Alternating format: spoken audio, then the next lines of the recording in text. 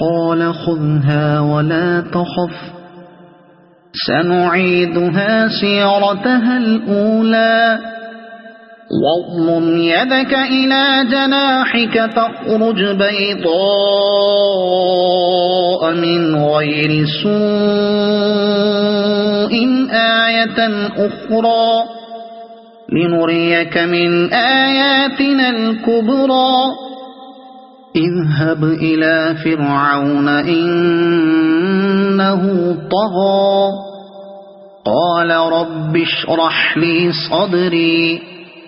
ويسر لي أمري واحلل عقدة من لساني يفقه قولي واجعل لي وزيرا من أهلي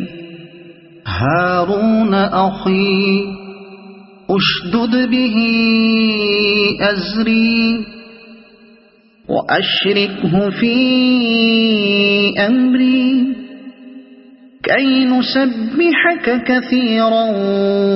ونذكرك كثيرا إنك كنت بنا بصيرا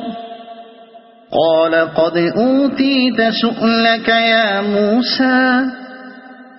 ولقد مننا عليك مرة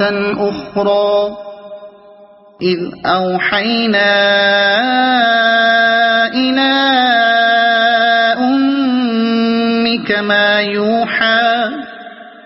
أن اقذفيه في التابوت فاقذفيه في اليم فليلقه اليم بالساحل يأخذه عدو لي وعدو له وألقيت عليك محبة مني ولتصنع على عيني إذ تمشي أختك فتقول هل أدلكم على من يكفله فرجعناك إلى أمك كي تقر عينها ولا تحزن وقتلت نفسا فنجيناك من الغم وفتناك